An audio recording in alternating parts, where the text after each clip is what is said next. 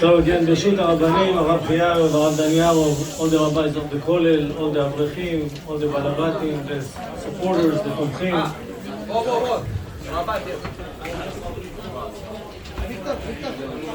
I came a while ago.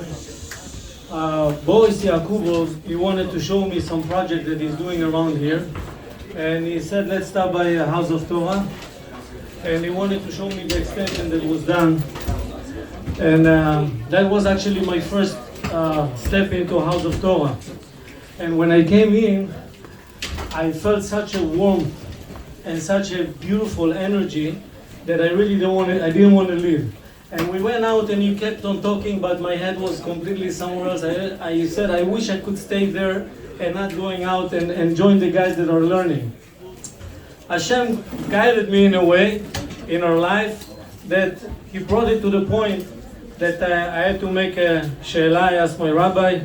There were some opportunities, some options, and the rabbi said, sit and learn. And Baruch Hashem, I came to my wife and I said, the rabbi said that I should sit and learn. And God bless my wife, she had tears of joy and she said, it's my honor. Just go ahead and do it. It's my pleasure. And so definitely a great thank you, and everything I owe it is to my wife and to her support. Without her, it wouldn't be possible. So, House of Torah, in a different with other communities, the beauty of House of Torah is that in many communities, there's a community, the center is the community, and there's also Torah learning. House of Torah, the Torah is the center, the Kollel is the center, and everything else is around it. And that's the beauty of this community. The support to the Torah, by the balabatim, the support to the avrechim, the respect to the rabbis, and the respect to those who learn Torah. They come and ask questions in order to grow and in order to change their life, and that's the beauty and the what is unique about this kehillah here. What Rav Chayal said before just remind me a beautiful story that I heard many years ago. I think it was Rav Shalom Sovernik from the Arachim organization, and he said that this is an organization of Kiruv. And at that time, there was a Russian guy, a Russian boy, that he started to do tshuva, and slowly they were working with him, and he was growing. As he was growing, his father was constantly going against, and put barriers and stumbling blocks one after another. He was against, don't make my son crazy. Eventually, they came to the point that they had a Siyum. And for the Siyum, they invited the parents of all those who did the Siyum. And that father came also. After they did a Siyum, the father asked to get the microphone, and he wanted to say a few words. Everybody was afraid. What is he going to say now? Is he going to mess up the party? So the father took the microphone and he said, I want to tell you a story. Many years ago, I was in Siberia.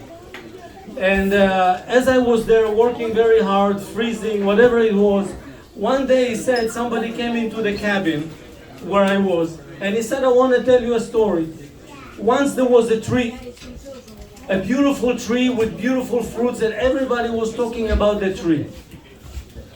And one day the roots of the tree, they said, this is impossible, we cannot go anymore with this situation, it's not fair. Everybody praising the leaves and the branches and the fruits, and nobody is respecting the roots which are providing all the nutrition to the tree. So what do you want? They said, we want to be up and the tree will go in.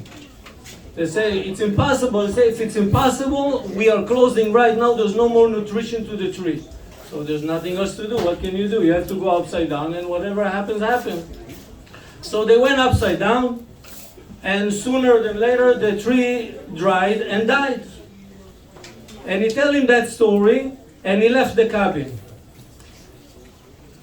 He stood over there like, I don't understand what he wanted to say with that. And all of a sudden he came back and he said, but I didn't tell you, there was a good end to that story.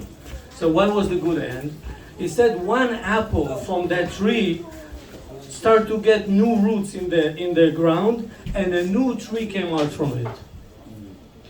He said, for years I didn't understand what he wanted to tell me with that story. Tonight, when I was standing here and I saw my son doing the Siyum, I realized what was the meaning of that story.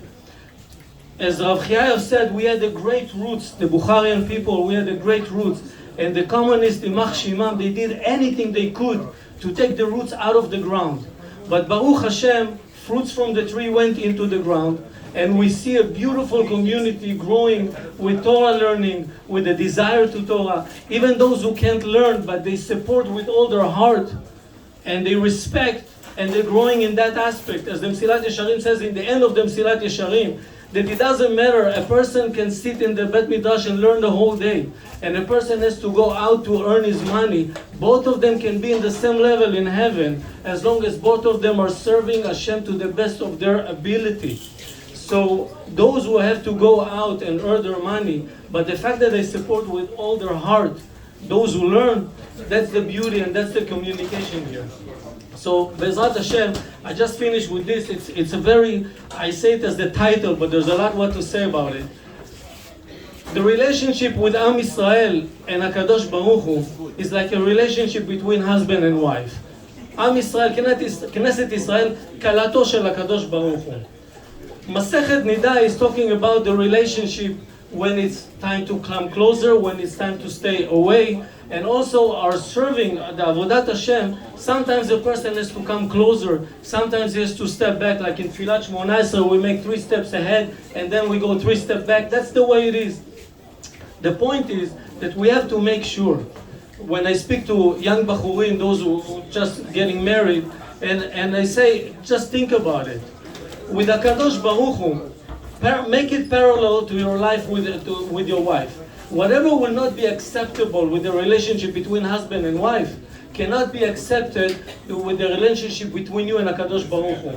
A person cannot do whatever he wants and then say, Hashem will forgive me, it's okay.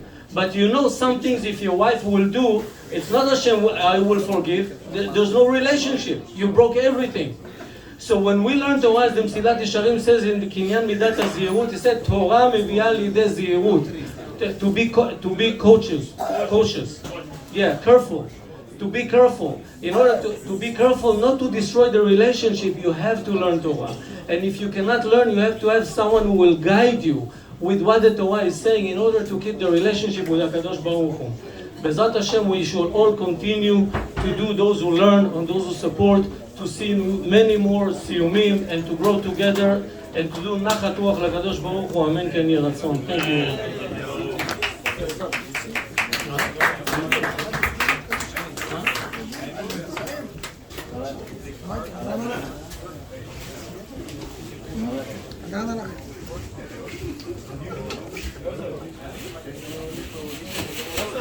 הדרן הלך, מסכת נידח והדרך הלן, דעתך הלן